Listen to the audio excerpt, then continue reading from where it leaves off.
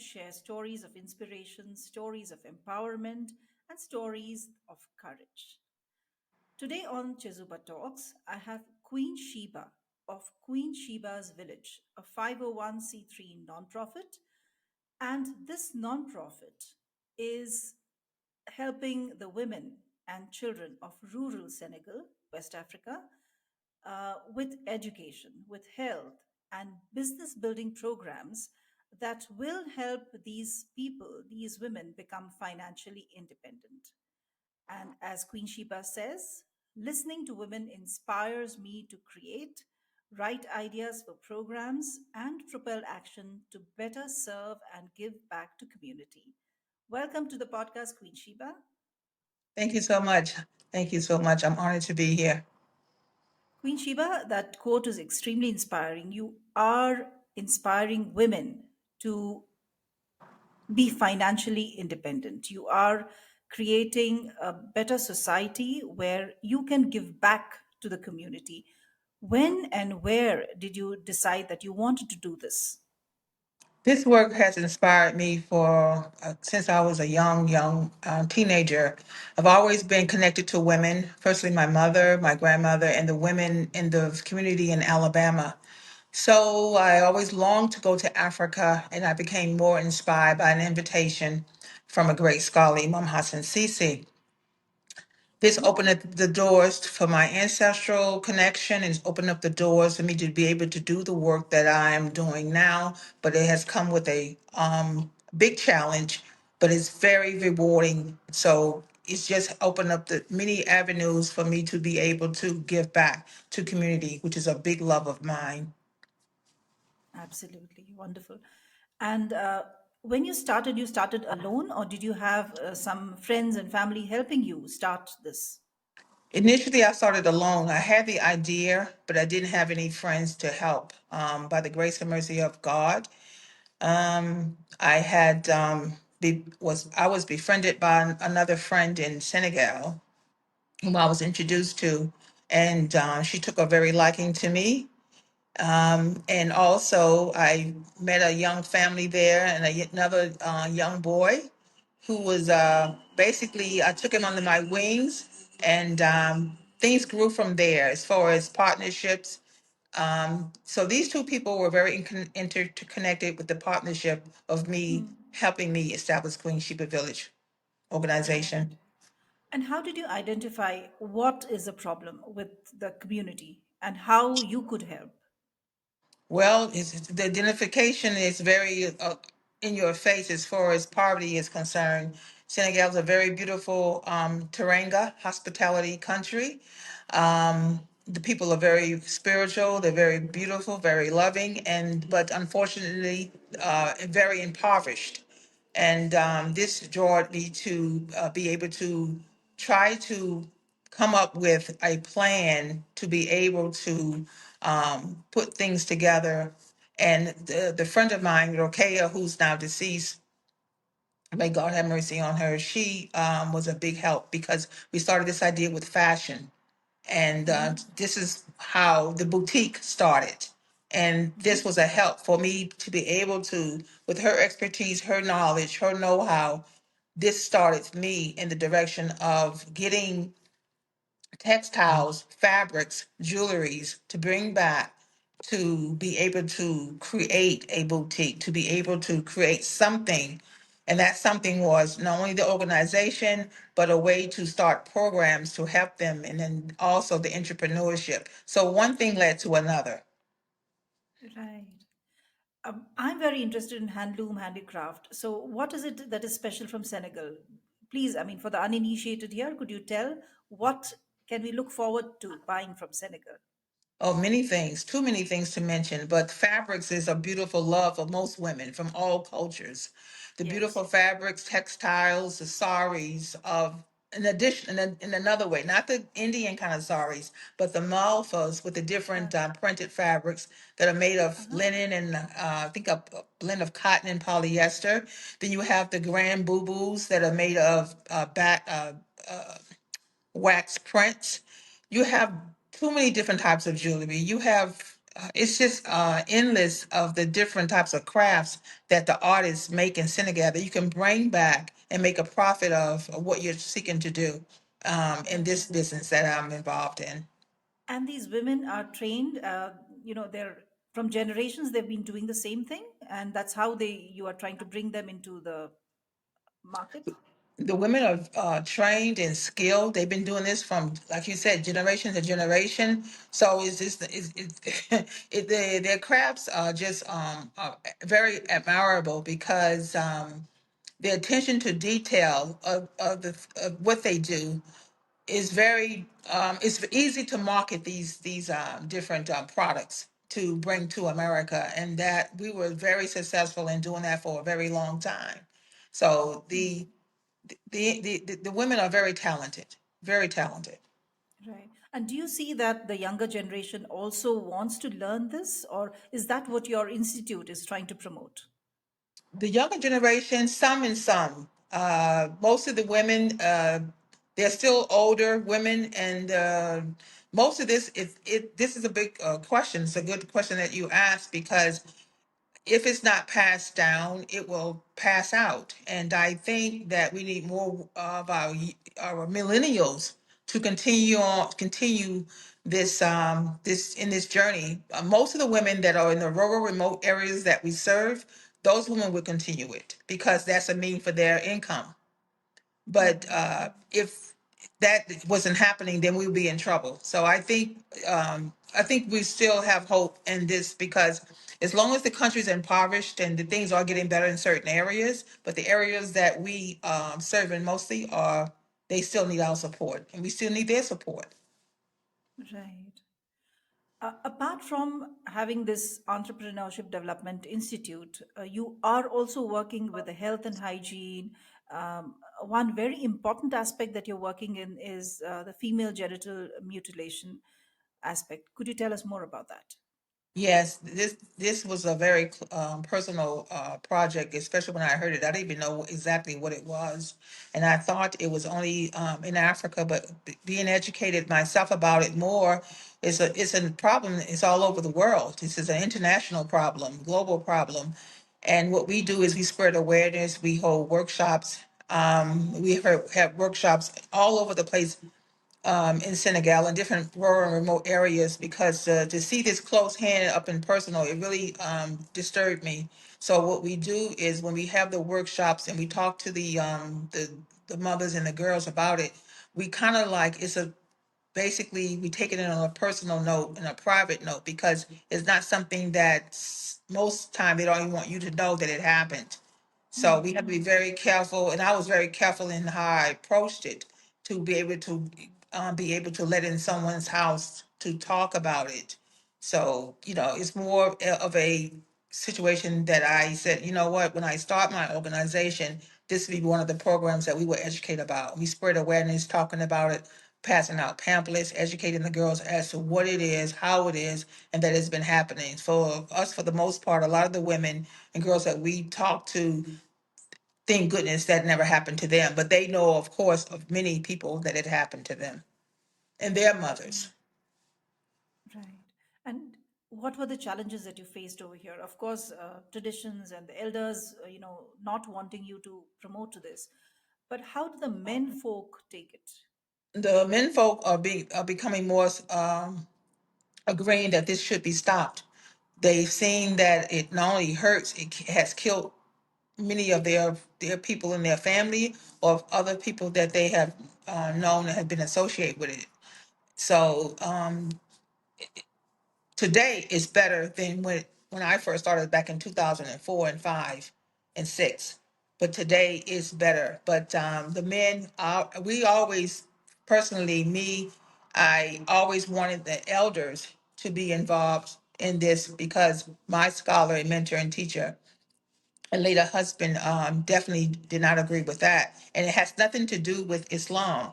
It's a cultural unfortunately tradition that has been going on for centuries. Let's take a break to understand what Chezuba is.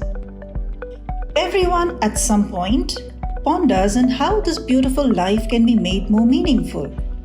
Maybe you're a leader trying to enhance your employees' experience at your organization. Or you already work for the community and seek volunteers with state of the art skills to strengthen your nonprofit. Whatever your situation, know that you can make a difference. Chezuba began with this very vision, a vision to facilitate every skill and every passion in the world in meeting a social need. Corporate volunteering has several benefits for both businesses and organizations. In parallel, experienced and enthusiastic volunteers join NGO workers, enabling them to serve the community more effectively. Chezuba offers everyone looking to add purpose and meaning to their lives a chance to connect or volunteer virtually with nonprofit organizations from over 100 countries around the world. Visit www.chezuba.net and explore opportunities to find meaning. Chezuba, your platform to do good. And now, back with our guest. Right, exactly. Yeah. So, yeah, that is one aspect. And what else are you doing so that women and younger girls are more inclined towards business, right? Do they see getting employment in some organization as more lucrative than starting their own business or providing with artisans and art? Today, many of the youth, what I find, and from talking to them and spending time with them and getting to know them, and some of them, many of them have volunteered with Queen Sheba Village because we are a volunteering organization. They have education, they have bachelor's degrees, some of them have master's degrees, but they come out of school not being educated. So a lot of them are trying to go into entrepreneurship now. By any means necessary, in the sense that they're connecting with people abroad, America, because of the fact that unfortunately the employment situation in Senegal remains high. So basically, what young people are doing is trying to go in business for themselves, whether it be a restaurant, a boutique themselves, or some type of a program that's outside of Senegal. They're trying to get involved with over in Europe, or wherever it may be, especially in the United States. So a lot of the entrepreneurs are coming out of Senegal. They are coming up with their own ideas, and they're trying to be very, I think it's a very a smart idea what they're trying to do, because it's about creativity and mobility and nowadays. And what works then is sometimes it's not working now. So yeah. Let's talk about technology. How does technology help you in your venture that you have started? Well, technology is very important because what we do is, and especially me, I'm on the computer all day. I'm even being taught and trained by millennials because of the fact that I started this organization at a late age. You know what I mean? So they inspire me, I inspire them, and we connect. I'm still looking at my keys when I type. You know what I mean? I probably will stay looking at I that probably will never stop. You know what I mean? Some things is just probably embedded, but I don't know. But into the youth in Senegal, and even in America, where I was born and raised, they inspire me. And we're either at the libraries in a technology lab, or we're doing some training on World Post. This is another women's platform that I'm a member of since 2011. And we make it work because training and technology, which is a computer, and being literate in computer skills is very important to even operate an organization. Right. When you start this institute to develop business sense or entrepreneurship, would you also be open to having collaborations with organizations across the world, not only in the US or Senegal? Yes, we are. We have organizations that we collaborate with, and these organizations that we collaborate with have been a big step forward. In America, we um, we know we're trained to be able to educate ourselves to be able to reach out to global um, networks. Audiences. Yeah, because most of the volunteers are from all over. We have them from India. We've we're lucky to have them from it's just Philippines, United States. We've if you look at the entrepreneur, the I'm sorry, the volunteers that's on our site, you see them from every country all over the place. So yes, we could not do it without our international volunteers. No way. Right. So that's where Chezuba comes in, and you have availed of these services at Chezuba. How was your experience? So far, so good. I'm so happy that Chesapeake found me and that we can work together and partnership and do more of these collaborations with the volunteers that are looking at your platform to be able to help organizations like us. Volunteering organizations is different from organizations that are highly funded, and we I have understand. had luck and we want to get better luck in the funding as well. Right. What do you see in the future, Queen Sheba? The What are future, you expecting? What is your vision for the future? And what would you want in terms of support? And the future is hope, and which is today, which is now. This interview is the future. This interview is hope to be able to say that if you stay hopeful, there is always an opportunity for betterment for Queen Sheba Village. I'm optimistic and I'm enthusiastic every day waking up to be able to inspire others in the work that we are doing. And we want to continue. We want to advance what we're doing. How are we going to do that? By building a safe haven for people to be able to come to instead of us running all around all over the place. I'm not getting any younger. So, and for us to be able to serve the populations that we want to serve and to bring more awareness, because we want to also not only serve in education and bring in volunteers to educate the populations, but we also want to be able to reach out and teach everyone that we are there for them for resources, and as long as they're hungry enough to want to help themselves, it's a win for both of us, the participants, and for us as an organization to be able to want to give back to community. Right. And it's also about the preservation of culture, isn't it? All Is these traditions and beautiful artifacts and handloom and handicraft that is made needs to find a market, needs to find people who appreciate the values and the skills of these artisans. Yes, Queen Sheba Village, myself, I'm a volunteer. And so what I say, because I love the motherland, the continent, and I love the heritage and the roots of Africa, it will stay at the forefront. The what we do, how we make it, when we make it, putting the women out in the forefront, the older women, the elders, these traditions, we have to keep them alive. And as we keep them alive, we keep hope alive. As we keep hope alive, we keep humanity alive. You know what I True. mean? And it's a great thing.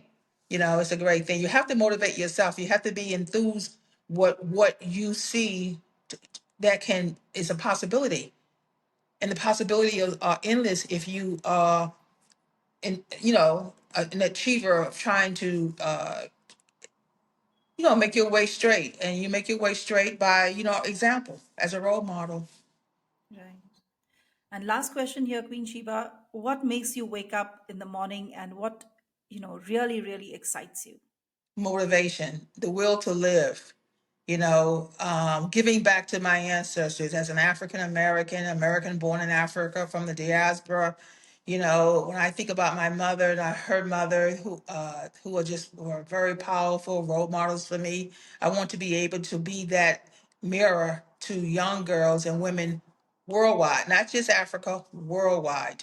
And so far, so good. Right. Thank you, Queen Sheba. It was wonderful talking to you, and I look forward to helping you in any which way I can through the Chizuba platform. It has been a big pleasure and an honorable and an appreciative one. Thank you so much. Thank